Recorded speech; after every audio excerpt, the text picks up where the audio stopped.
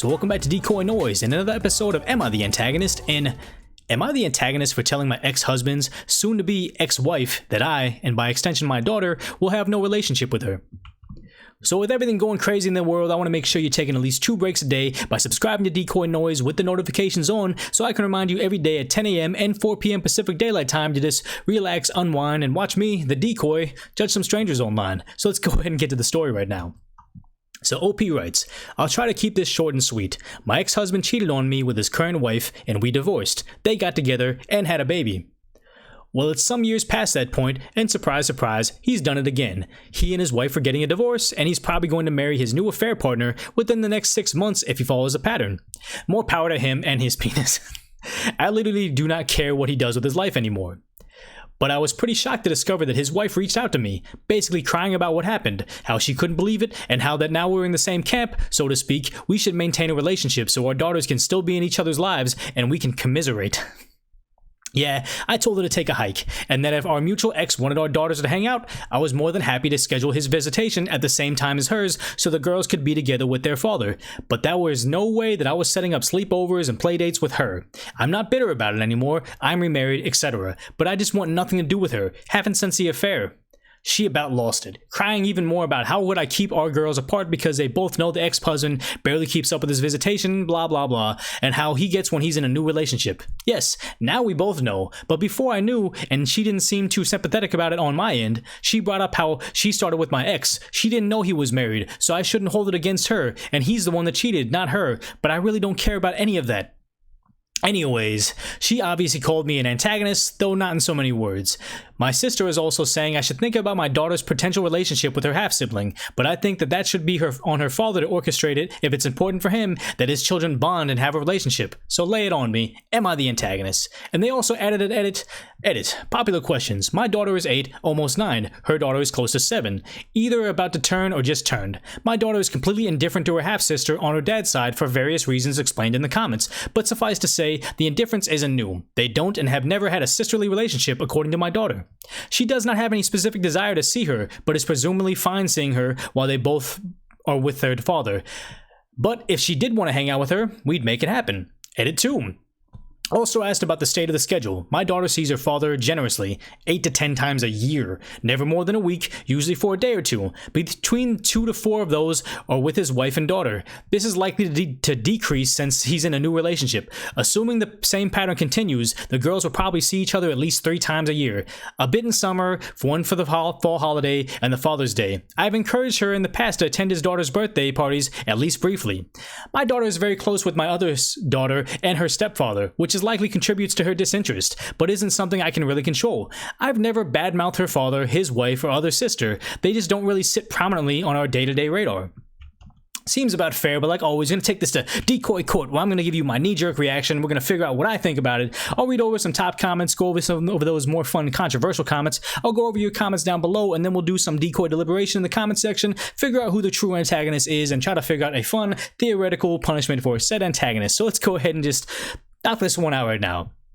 Sounds like a sad situation, but it just seems like the mistress here is she's lost. Like, it sounds like she's still trying to hold on to the ex-husband in some way, and he's already branched off into his new family, his new mistress, or his new wife. So, ex-husband won't visit anymore, but our daughters are the relic of his presence, so let's try to figure out a way that I can still hold on to it by having you here instead. And it's like, it would make sense if the kids missed each other in a family unit, but it seems like she clarified that OP's daughter just doesn't seem to like the mistress's daughter, which is perfectly fine. She has her own family. She has her own sister, her own new stepfather, and it's just like they're doing fine right now. And it seems that OP has already started her new life, and she's happy in her situation. She just even said, like, I'm happy for him and his stuff. I don't care anymore, which is good. So it just looks like the mistress is trying to figure out a way to strive to that level of indifference of, like, a new positive life, where maybe she sees being close to OP is going to help her accomplish that, maybe learn from what she's doing or whatever. But that being said, I'm going to go ahead and say she's not the antagonist. We're only judging OP, and it just seems that she's doing the best to move on with her life, and it's not going to be good for her to attach herself to the mistress. And whether the mistress was ignorant to the fact that she broke up OP's happy home or not, it's just the mistress is just kind of coming to her and saying, hey, like, hey, you know how I got you fired from that job that a long time ago? It was on accident, but I got you fired from that job. But did you know that I also got fired from the job in the same exact way? Like, OMG, can you help me get hired at your new job called Ex-Wife Inc.? Like, I need to get hired over there. It's like, no, I'm not going to help you with any of your situation right now. I kind of hate you. I'm allowed to hate you. Just because there wasn't any intent doesn't mean I can't blame you. That's the situation. Like, forward all new comments to like nope at youhaditcoming.com because I don't care. But like I said, maybe I'm seeing this in the wrong way. Maybe there's something in the comment section that's going to change my mind. But go ahead and pause the video, take a short break, and let me know what you think and earn yourself that Decoy coin by providing some sort of insight that I take to heart. But let's go ahead and get to those top comments right now. So the top comment is, LOL, WTF is she owned? Not the antagonist by a mile. She was part of your ex-husband's cheating and comes crying to you when she continues the cycle. She has no shame. You said the same exact thing I was thinking. Let them visit, but with their dad. You have no obligation to set up visitation between half-siblings. Which is true, like, she even said, OP said, like, hey, if the kids wanted to see each other and, like, you know, the dad wasn't doing it, then I'd be happy to set this up. But it just seems that on OP's end, her daughter doesn't even care about the other family. So it's like, yeah, put that on the father, put that on the ex-husband, because that's their responsibility. It's not our responsibility, like, you know, the two ex-wives to rally together and keep the family unit together when, you know, the patriarch of the family just doesn't care. So let's go ahead and read a reply to that. Top reply to that was, you know the saying, if he'll do it for you, he'll do it to you. Well, now it sounds like she does too, not the antagonist, which is like, you know, they always say like, hey, if he's willing to cheat with you, he'll cheat on you. And that's just something that's like, yeah, you can't, like, a cheater isn't, like, I always say this in my podcast, where it's like a cheater isn't necessarily a bad person. They're just a person that has very low self-control, like restraint, where like everybody sees somebody attractive, and if they have the option to be with them, they'll go ahead and be with them. And it just takes the type of person that can have, like, you know, the foresight and the self-control to be like, hey, I'm not going to do that. I'm in control of my impulses. I don't want to hurt my loved one, so I'm going to go ahead and take a pass on this in the off chance that we get caught. So it's like, you know, just because he's in a new relationship doesn't make him all of a sudden, hey, I have better impulse control now because you're this great person. No, he's just inherently a cheater. There's nothing you can do to change that. But let's go ahead and read this next reply to that. Or as Granny says, when a man marries his mistress, he creates a vacancy. And what? And then Granny says, hello. She said she must have read it in a book and liked it so much she told me. She is an avid reader and she also reads 9 books in the past 3 weeks. Okay, I don't care what she's reading, but just the idea. It's like, oh yeah, if he marries his mistress, hey, I'm hiring one mistress right now, which is, you know, it makes sense. So let's go ahead and read on. The next top reply was, not the antagonist for what you said to the woman. It is up to her father or paternal grandparents to facilitate that relationship, unless your daughter requests your help with it. And that's the idea. It seems like they extinguished that by saying, hey, look, if they wanted to hang out, they wanted to be friends, by all means, I would help facilitate that. But it doesn't seem like it. It just seems that, you know, that the new mistress is just trying to figure out a way to kind of hold on to relics of the past. But let's go ahead and read a reply to that, which is, agreed. If your daughters are close, you may want to consider their feelings, but you know what, this is like null and void now because it seems like they worked that out. So the next reply was, info. I think your number one priority is your daughter. If your daughter had is close to the ex and her daughter, I think you need to be the bigger person and make an effort, which she kind of clarified that already. And then OP also wrote, my daughter is not at all close to this wife, isn't all that close with the father for that matter, and I think it's perfectly indifferent to her half-sister. She definitely doesn't hate her, but she shows absolutely no enthusiasm or no upset about the prospect of not seeing her ever again. See, ultimate indifference, why would it matter? She's past that. Why, you know, drag everybody through the extra like heartache and situation of like not being able to move on. Like, I'm a big fan of clean breaks. Like, you know, I know a lot of relationships nowadays just go from, you know, friends with benefits to relationship back to friends with benefits, and then it dissolves, and then it always ends up with somebody that still has, like, you know, they put the facade on. Like, one person just genuinely wants to be friends with benefits and the other person wants friends with benefits to warm back up to the relationship, and it always creates, like, you know, this dissonance between what they're thinking, and then someone always ends up really hurt at the end. Like, I can't believe I was led on. The other person's like, hey, I never led you on. I was always clear about the situation. So this new era of like, you know, social media, you break up and yet you still linger on for, you know, years, months, days at a time. It's just clean break. It's over. You know, we had a good time. I heard this on a very, I forgot what a radio show it was, but this guy was like halfway nuts. He was a shock jock, but he would say something about like, you know, every relationship I have was like watching a long television show. Kind of like, you know, he said, I watched the show Friends, but after the show Friends was over, I didn't want to watch it again. I just wanted to have good memories of like, hey, Friends was a good show. And even the guy kind of, you know, he says some shocking things that really resonated with me, with the idea of like, hey, if I dated a girl for this much time and I already saw, you know, the entirety of Breaking Bad, if I went back to watch Breaking Bad, I already know exactly how it's going to end. If you go back to your ex, you already know exactly how it's going to end. You know you guys' temperament. Maybe you guys have matured a bit, but it's just like, hey, I already know how that ends. Might as well watch Ozark now. Now I feel like a terrible person where I'm like, you know, I'm comparing women I dated to television shows I've watched, but just the idea where it's just like, there's so much in life to experience. You only experience it once.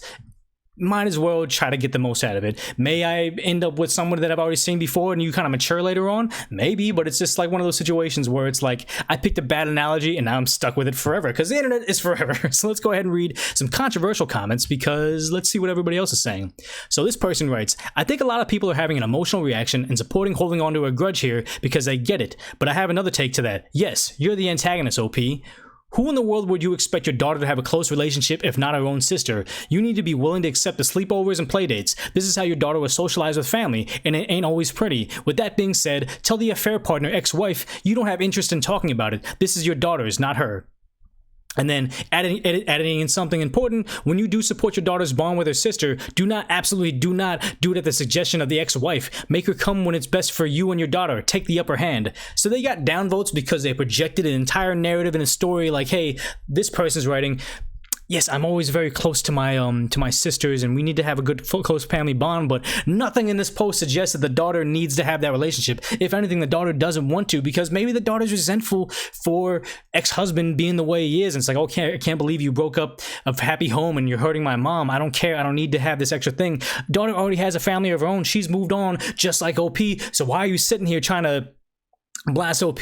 You're the antagonist because something I made up in my head makes you the antagonist. But let's go ahead and read next reply, which is having a sibling is way overrated. And that's the thing, is like, yes, maybe this person posting right here has good relationships with their siblings and couldn't fathom the idea of losing them over, like, you know, petty bickering over their parents, but just the idea that didn't seem like that's the case here, so you can't really judge them based on something that you're going through, not necessarily OP. But let's go ahead and read that next top controversial reply, which is, I'm torn between everyone sucks here, leaning towards you're the antagonist. Not because you personally don't want a relationship with the newest ex-wife, though I feel like if you truly are over the situation and everything that happened, that maybe this wouldn't have been a question at all. Before I get downvoted to heck for my personal judgment, I want to explain how this is from the child point of view. I am the oldest child on my biological dad's side and the second oldest on my biological mother's side. My biological mother went on a huge step further than this, and she raised me for the first 8 years of my life believing someone else was my father. When I finally learned the truth, I learned I had a bunch of siblings that I never got to know. After I learned the truth of all the parents involved and refused to basically work together, and so I barely at all got to ever know my siblings because of that, the older I got, the more I was able to start trying to make my own decisions. It was basically too late. They had already moved on and never really accepted me as their real sibling in any sense of the word, and it really destroys me to this day. I'm 32 now, for the record. This isn't something that just goes away easily. So yes, I think you would be the antagonist if you don't at least consider allowing your child to go on playdates, sleepovers, and the reverse if you don't want to take your daughter on playdates or sleepovers. With each, when it's your time. You don't have to have a relationship beyond setting the times with the other woman to do this. Maybe it would be easier to think of the other woman as just another one of your daughter's friends. Not all parents are friends with the parents of their children's friends. This really isn't much of an exception. So, another post that got controversial because it was very, very projecting, like it's saying, hey, they want to be best friends or siblings, they're such fans of each other, let them play. It's like, no, they don't want to. And the idea that you're saying like, hey, you know, I had a different father and I wanted to be friends with the siblings, like there is a good chance as kids they wanted nothing to do with you because you're like a visible, tangible representation of their father's infidelity. Like, okay, yeah, you're a half sibling, but I don't want to hang out with you. Like, just because they're family doesn't mean they're automatically gonna like you or want to be your friends. You could be weird looking to them. You could be, you know, not from the same socioeconomic group as them, so they could be disgusted by you. Doesn't make them good people, but that's just how they are. So the idea that, hey, look, later on you wanted to establish some sort of relationship with them and they still don't want to be your friend, doesn't mean that, like, oh yeah, it's their fault because the parents didn't want to, like, you know, force us to be friends. It's like, hey, they don't like you. They don't want to be your friend. There's nothing wrong with that. And even the idea is they didn't want anything to do with you and if parents forced you in the situation, they probably would have resented you even more. Than you'd be posting something entirely different. This is another poster projecting their situation onto them and judging them according as if this was a situation when it's not. It's like, I get it. It could be therapeutic to kind of get all your emotions out and tell somebody how you feel about their situation. Like, okay, hey, I wish that it was different in my life. This is how you should do it. So maybe this is them getting over their, like, you know, their past traumatic experiences. But I mean, I'm going to go ahead and say I don't agree with that post, but let's go ahead and read one last controversial post, which is not the antagonist for not wanting a relationship with that woman. She broke up your marriage, so it's perfectly reasonable to deny her that. But you would be the antagonist if you prevent your daughter from having a relationship with her sibling. Give the daughter the choice to be in her sibling's life and do your part to make sure she's able to, with her dad, or at least milestone events like birthday parties, at least until she's old enough to manage a relationship on her own. Neither child is responsible for the bad choices of their dad, and they shouldn't have to suffer for them. So they got upvotes, and I get that, because this situation seems like, you know, don't blame them, don't make them suffer for the sins of their father.